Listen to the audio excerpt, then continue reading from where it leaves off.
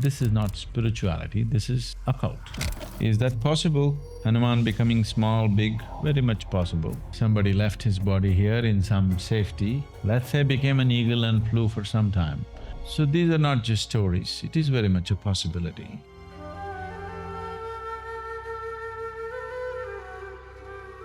About a certain person becoming small or big, or flying or doing something else, is that a possibility?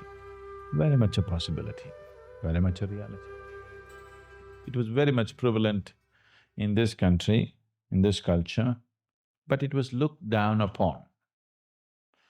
But it was looked up elsewhere, particularly in the Native American cultures.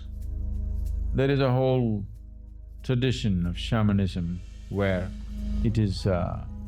even today there's any amount of talk about how a Native American shaman becomes an eagle, becomes a fly, becomes a wolf, transforms himself into some other form and gets there and all this.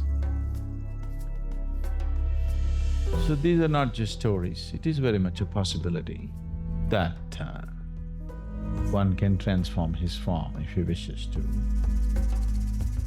There is a panel in the Dhyanalinga where somebody transformed himself into a form that was relevant to someone else. So, about people taking on the forms that they wish according to the convenience is not a new thing or it's not an unheard of thing. Almost in every part of the world it is there. Particularly it is being publicized in a big way about the North American and South American shamans these days, about shamans becoming eagle and becoming wolf. These two forms are very common for them. That was not unheard of here, but it was looked down upon in this culture. There it is being looked up to because this is not spirituality, this is occult. Here, our occult scientists, I call them scientists because they are that kind, they don't bother to convert themselves into a bird or an animal because the risk. So there are any number of historical events, but that was considered crude way of doing things because when you take on the form of something else, this body has to be preserved and it can always be misused. So, there have been incidents where somebody left his body here in some safety and let's say became an eagle and flew for some time. But when the eagle came back, the body is gone. Now what does the eagle do? A eagle comes and sits here and says, I am a yogi. Pathetic state, isn't it?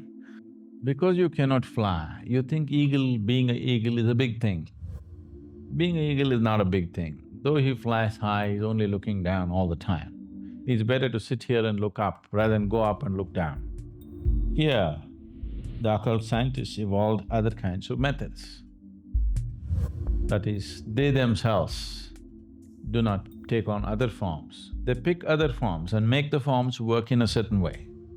They will take a certain animal. Usually, one thing that is heavily used is a chicken. You think that's a waste, huh? So, they will release the chicken has to be young and vibrant chicken, uncooked. So, release the chicken's life and use that life form to do certain things for you.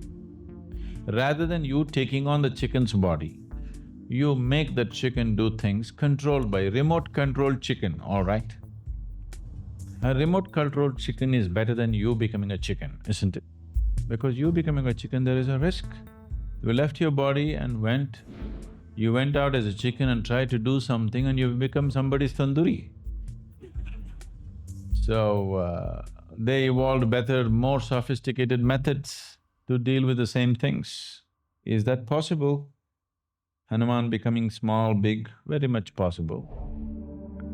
And even today, it is a phenomena that's been witnessed by many people, particularly Hanuman Bhakt devotees. change of form is a very common thing among the devotees of Hanuman even today, because that is the trend he set. Hanuman is a superman.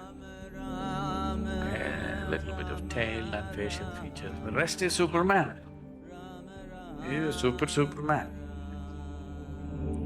His strength is his devotion. The devotion in his heart is so strong. Because of that, he stood out shining, because of his sheer devotion. So, even if you happen to be a monkey, if you're a devotee, you can transcend your monkeyness and become something phenomenal. That's the story of Hanuman. What Sadhguru said about devotion, I want to leave you with something because for me, this is personal. Years ago, I had an encounter with Hanuman, and that encounter led me very directly to my Sadhguru. I have written a poem about that moment. I'm not sure I'm ready to share it here, but if you're curious, tell me in the comments. If enough of you want to hear it, I'll make a video just on that. Namaskaram.